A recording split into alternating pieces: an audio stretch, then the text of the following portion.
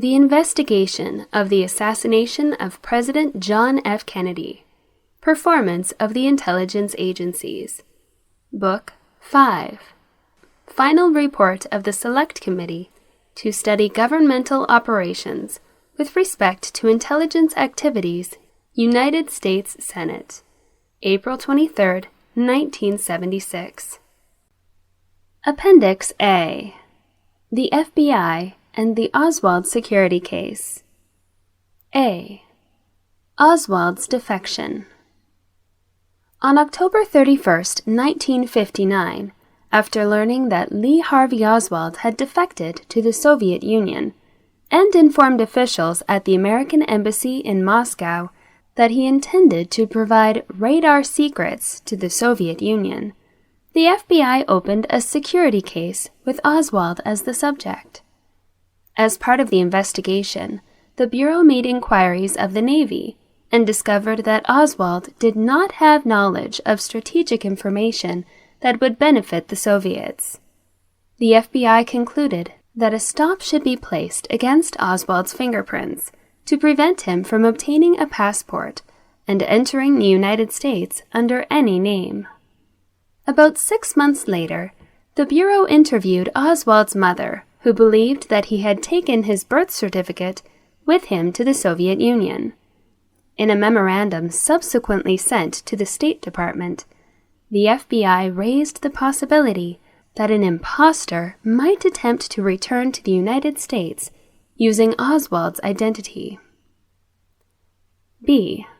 Oswald's return to the United States. Despite this concern that an impostor might attempt to enter the United States using Oswald's identity, the FBI did not interview Oswald until almost 3 weeks after his return on June 13, 1962. Footnote: Oswald was interviewed at the dock by an Immigration and Naturalization Service inspector on his return to the United States. End footnote. There is no indication that any of the FBI agents assigned to the Oswald case were ever warned that an impostor might attempt to assume Oswald's identity. In particular, Special Agent James Hosty, the FBI agent responsible for the Oswald case at the Dallas field office, testified that he had neither seen a copy of the June 3, 1960 memorandum, nor attempted to determine whether someone had assumed Oswald's identity. Footnote: The committee has found no evidence that an impostor entered the United States in Oswald's stead. End footnote. On June 26, 1962, Special Agents John W. Fain and B. Tom Carter interviewed Oswald in Fort Worth, Texas. According to S.A. Fain's report, Oswald was cold, arrogant, and difficult to interview. Oswald denied that he told State Department officials at the American Embassy in Moscow that he was going to 1.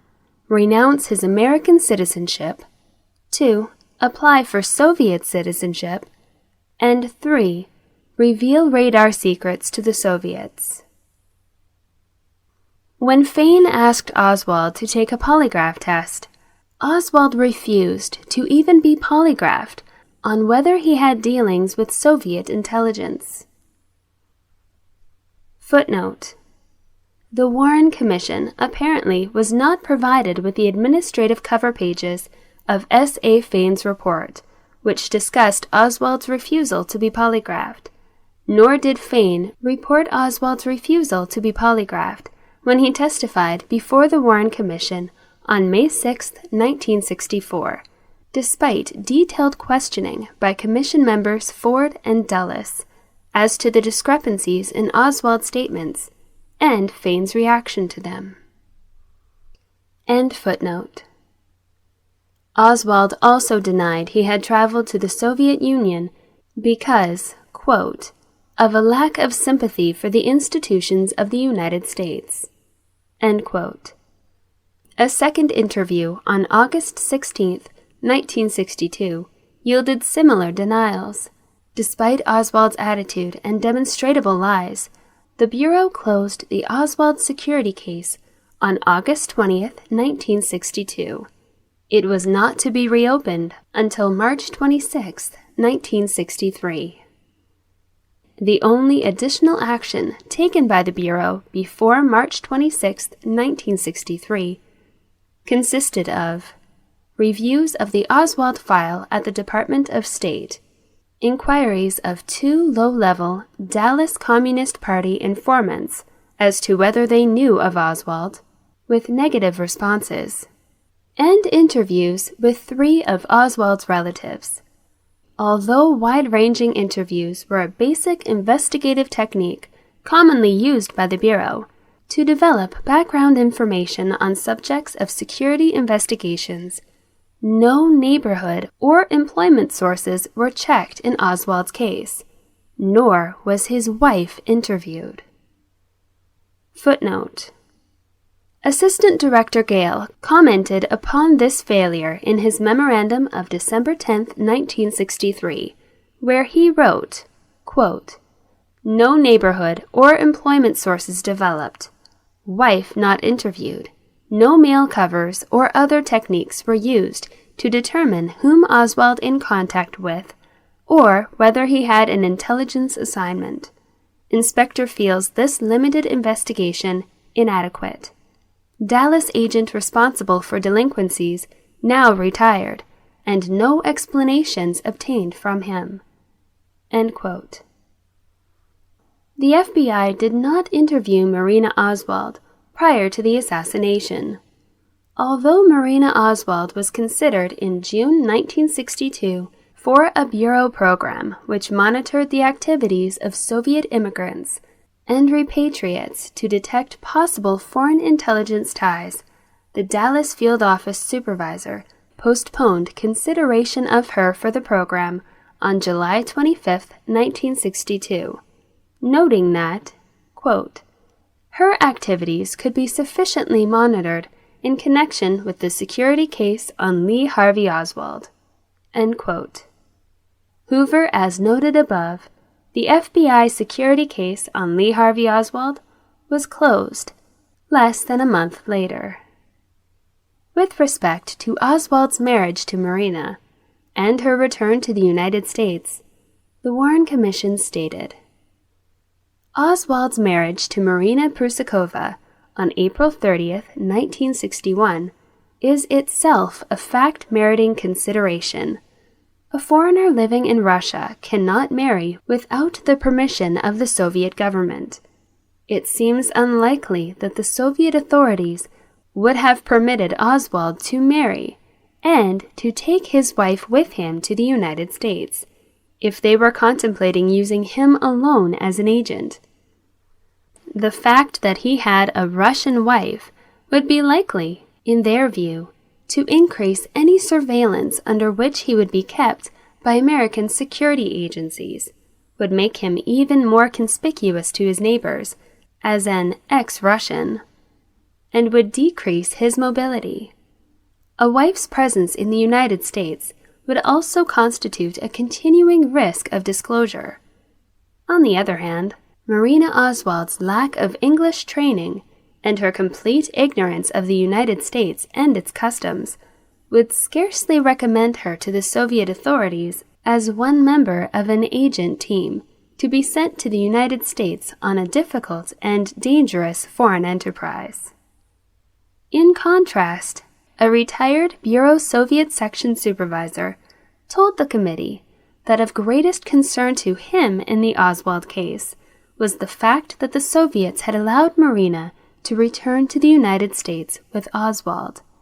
He felt that if they desired to, quote, "tap Oswald on the shoulder and make use of him at some future date, Marina's presence would give them a great deal of leverage." End quote. The supervisor explained, quote, "The Russians might try to exert leverage, possibly through her relatives or threats to her relatives in Russia, and that sort of thing.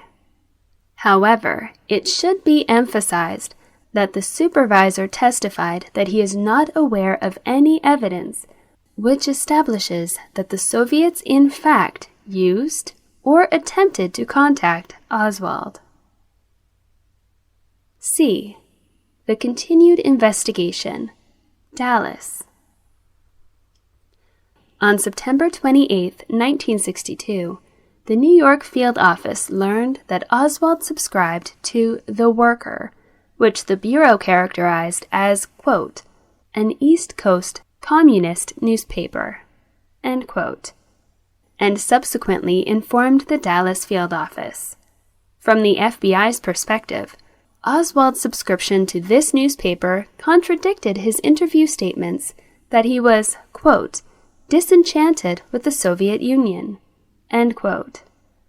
Oswald's subscription was noted in his field office security file, but FBI headquarters was not informed of the subscription until September 10, 1963, and then only after it had requested information on Oswald from the Dallas office. Assistant Director Gale critically commented on this aspect of the Bureau's handling of the Oswald case.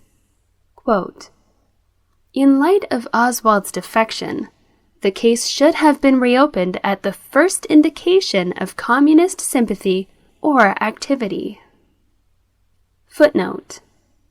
Director Hoover noted on November 29, 1963, that, quote, in Oswald's case, there was no indication of repentance, but only one of openly avowed hostility, and contacts with subversive elements, end quote. None of the Bureau's internal criticism of its own handling of the Oswald security case, or even the fact that there was such criticism, was ever made known to the Warren Commission, end quote. In October 1962, S.A. Hosty was assigned the Marina Oswald security case, which was then in a pending inactive status. The file was reviewed by Hosty in March 1963, when he also located Marina Oswald, but he did not interview her because of her alleged marital difficulties. Hosty reviewed the Dallas security file on Oswald and, on the basis of Oswald's subscription to The Worker, requested approval to reopen the case. On March 26, 1963, Hosty received approval. Hosty stated that he did not interview Marina Oswald because he had developed information that Oswald had been drinking to excess and beating his wife, and the relevant FBI manual provision required that he allow a cooling-off period. Footnote. The committee has verified that since such a manual provision was in effect, it appears that Hosty's decision to allow a cooling-off period prior to interviewing Marina was entirely in accordance with FBI regulations. Neither the documents nor the testimony of knowledgeable FBI officers provides any explanation for either Hoover or Gale's critical comments. End footnote. FBI Director Hoover later commented on the December 10, 1963 Gale memorandum that, quote, this was certainly an asinine excuse, end quote, and, quote, I just don't understand such solicitude, end quote. Inspector Gale had written that, quote, this entire facet of the investigation was mishandled. Mrs. Oswald definitely should have been interviewed, and the best time to get information from her would be after she was beaten up by her husband, end quote. The director added the following notation next to Gale's conclusion, quote, this certainly makes sense, end quote. On April 21, 1963, the New York field office learned that Oswald had written a letter to the Fair Play for Cuban Committee. This was the first indication in Bureau files that Oswald had a relationship with this pro-Castro organization. Oswald's letter stated that he had passed out FPCC literature in Dallas, with a placard around his neck reading, quote, "Hands off Cuba, Viva Fidel," end quote. This information was not reported to Dallas until June 27, 1963, and not reported to headquarters until September 10, 1963. Once again, Oswald's activities contradicted his interview statements. On May 27, 1963, Hosty returned to the Oswald's Neely Street residence to interview Marina, and was informed that the Oswalds had moved from the Dallas area without leaving a forwarding address. In response to an SAC memorandum issued by the Dallas office seeking information on the Oswalds' whereabouts, the New Orleans office informed Dallas on July 17, 1963, that the Oswalds were living in that city. The Bureau apparently learned of Oswald's presence in New Orleans from a letter he had written to the Worker on June 26, 1963.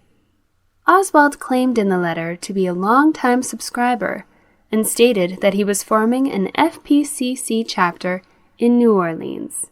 He enclosed honorary membership cards for, quote, "those fighters for peace," end quote.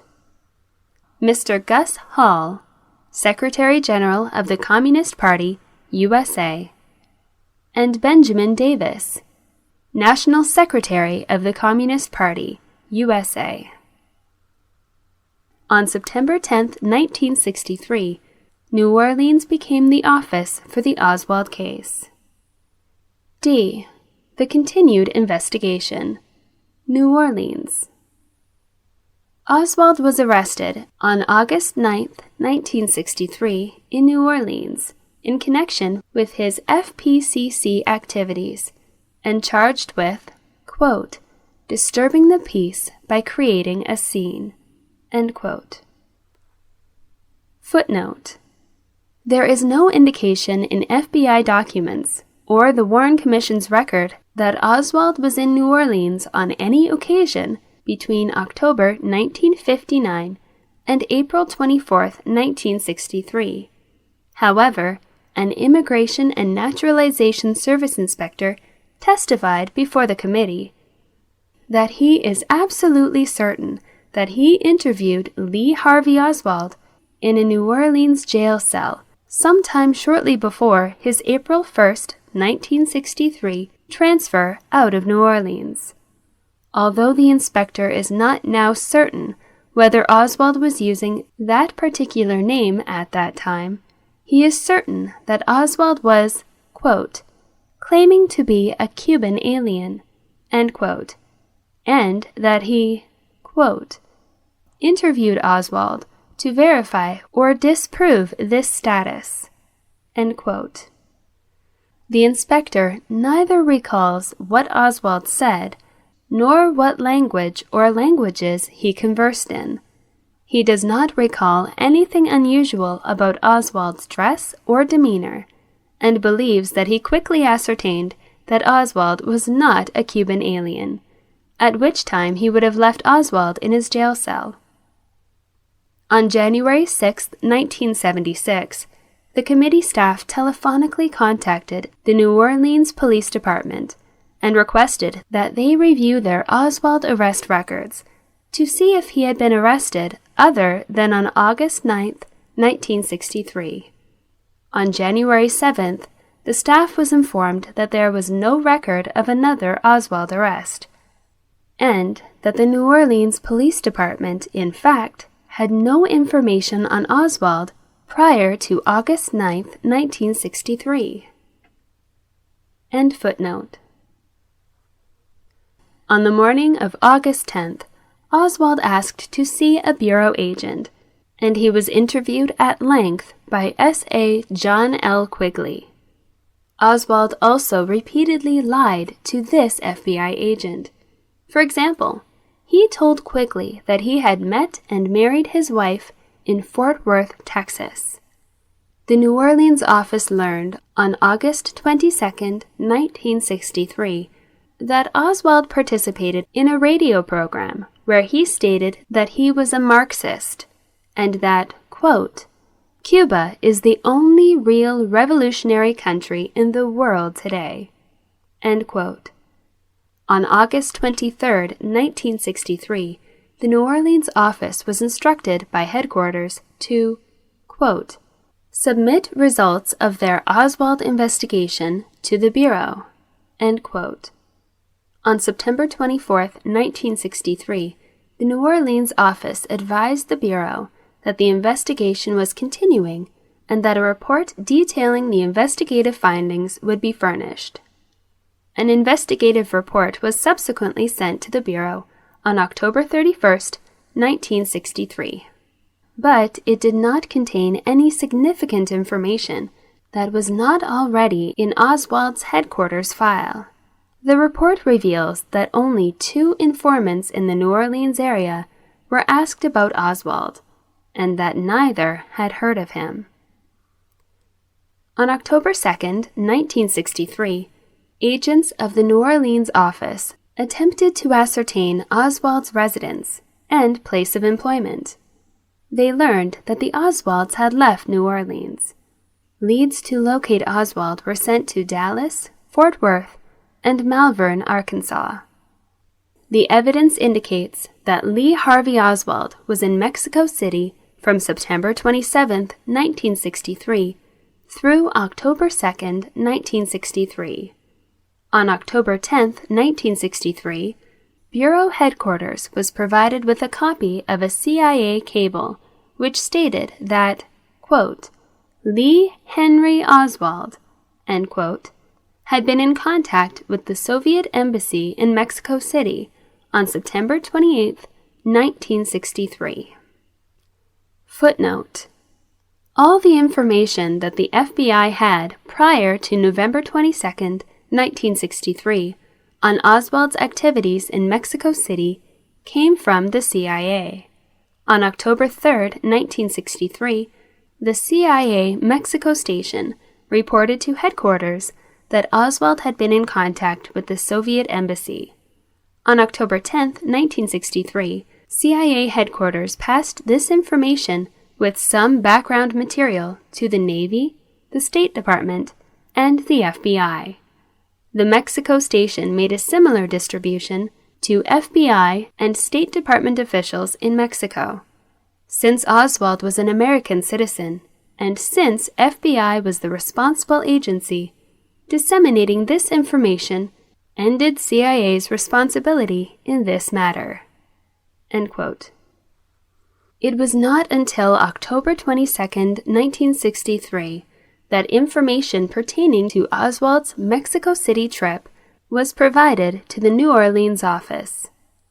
S.A. Hosty in Dallas had by chance ascertained similar information from the local I&NS office, and coincidentally, his report detailing this information was received in New Orleans on October 22, 1963. Thus, despite the fact that both the Dallas and New Orleans field offices were aware that Oswald had been in contact with the Soviet Embassy in Mexico City, there is no evidence that either of these field offices intensified their efforts to locate and interview Oswald. Most surprising, however, is that the, quote, Soviet experts, end quote, at FBI headquarters did not intensify their efforts in the Oswald case after being informed that Oswald had met with Vice Consul Kostakov at the Soviet Embassy in Mexico City. Not only were these experts familiar with Soviet activities in general, but they knew that Kostakov was a member of the KGB. Further, the Bureau's Soviet experts had reason to believe he was an agent within the KGB's department, which carries out assassination and sabotage. They were also aware that American citizen contacts with the Soviet embassy in Mexico City were extremely rare. Ironically, the teletype which informed the Bureau of Oswald's Mexico City activities was sitting on a pile of documents on a headquarters supervisor's desk, awaiting initial action on November 22, 1963. That portion of the Gale Memorandum, which discusses Oswald's Mexico City trip, reads as follows. Quote, "The SOG, Seat of Government, Supervisor, failed to take any action on the teletypes, stating it did not appear to him any action was warranted.